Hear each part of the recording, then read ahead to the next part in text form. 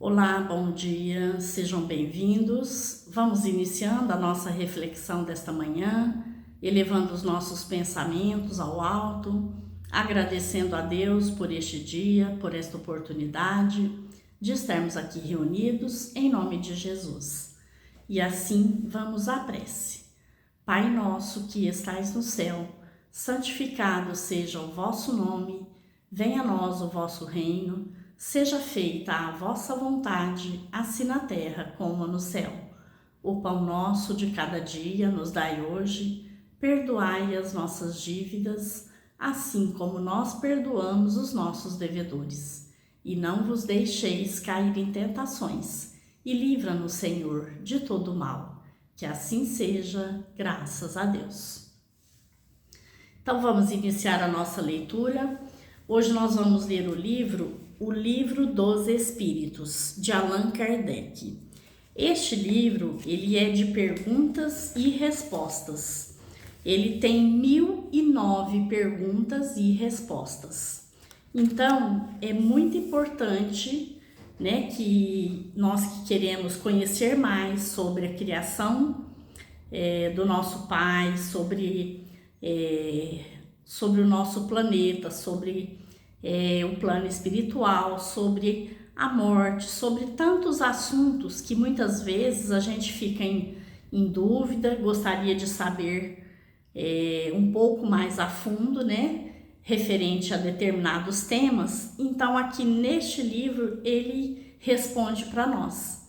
Então fica aí o convite, para a gente adquirir este livro tão importante e que a gente possa, no nosso dia a dia, cada dia, ir lendo, uma, duas perguntas e respostas, para que a gente possa realmente compreender melhor a doutrina espírita e a criação de Deus, no nosso planeta. Então eu separei aqui para a gente falar um pouquinho hoje sobre os mundos habitados. Fica na primeira parte, no capítulo 3 do Livro dos Espíritos. E aí aqui tem a pergunta 55. Todos os globos que circulam no espaço são habitados? Sim. E o homem da Terra está longe de ser como acredita. O primeiro em inteligência, em bondade e em perfeição. Entretanto, existem homens que se julgam muito superiores e pretendem que apenas este pequeno globo tenha o privilégio de abrigar seres com a capacidade de raciocinar. Orgulho e vaidade. Esses homens acreditam que Deus criou o universo só para eles. Então aqui tem o comentário de Kardec, porque Kardec foi perguntando e os espíritos respondendo. Essas perguntas não foi feita só para um espírito, foi feita para vários espíritos diferentes em diversos locais, para que ele checasse as respostas e ver se a resposta fossem iguais, se fosse da mesma forma, respondendo aquilo que ele considerava importante. E então aqui tem essas perguntas e respostas. Então tem um comentário dele. Deus povoou os mundos com seres vivos e todos concorrem para o objetivo final da providência, que é a evolução contínua das espécies. Acreditar que só a Terra possui vida seria duvidar da sabedoria de Deus, que nada faz de inútil. Ele deve ter destinado a cada um desses mundos uma finalidade mais séria do que a de apenas alegrarem nossas vidas. Aliás, se utilizarmos a razão, nada pode nos levar a concluir que a Terra seja o único planeta a ter o privilégio de ser habitado, com a conclusão de tantos milhares de milhões de mundos semelhantes. Nem a posição que ocupa, nem o seu volume e nem sua constituição física, nada pode lhe dar a condição de único mundo habitado, que é, no caso, a nossa Terra, né? Então, ele deixa esclarecido, né, que nós não somos os únicos habitantes, né, do nosso universo. A constituição física dos diferentes mundos é a mesma? Essa é a pergunta 56. Não, eles não se assemelham em nada. Se a constituição física dos mundos não é a mesma, podemos concluir que os seres que os habitam tenham corpos diferentes? Sem dúvida. Da mesma maneira que na Terra, os peixes foram feitos para viver na água e os pássaros no ar. Então tem aqui a observação. Num planeta onde a alimentação de seus habitantes é rarefeita, a razão nos diz que a organização fisiológica tem que ser diferente por não precisarem mais de certos órgãos, como o estômago e o intestino, por exemplo.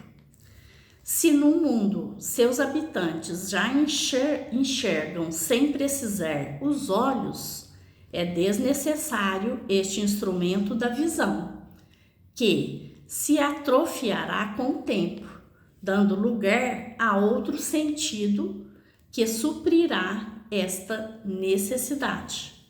Assim, cada mundo tem o conjunto de formas apropriadas à sua evolução, e isso não altera em nada as leis naturais.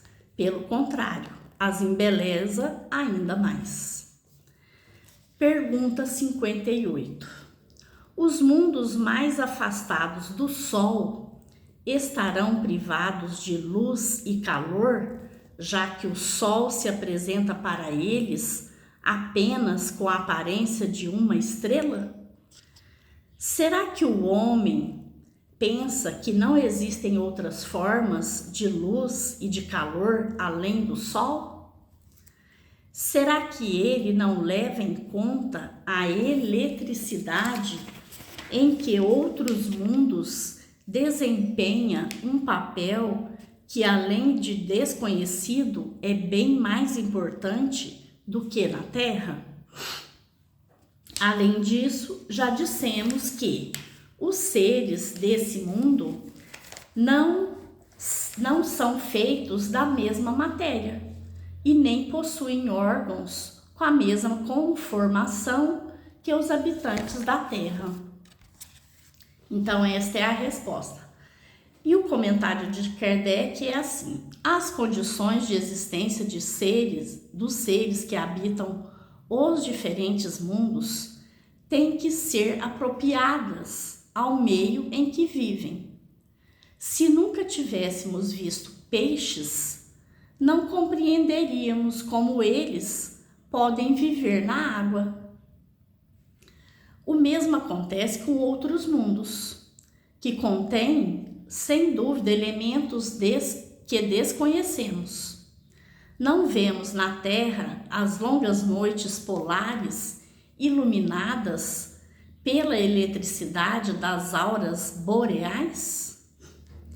O que há de impossível no fato de que, em certos mundos, a eletricidade seja mais abundante do que na Terra e tenha aplicações e funções cujos efeitos não podemos compreender?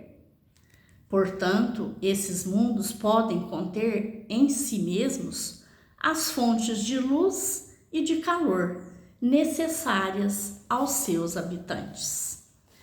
Então, o que é uma aurora boreal? É um fenômeno observado no Polo Norte, que ocorre quando as partículas eletrizadas provenientes do Sol passam pela Terra numa velocidade muito grande do vento solar e se chocam com os átomos e moléculas da atmosfera terrestre. Esses choques provocam a excitação desses átomos e moléculas, que emitem um fantástico espectro luminoso. É uma luz fortíssima e de grande beleza. Então, fica aí para a gente refletir, né, sobre a nossa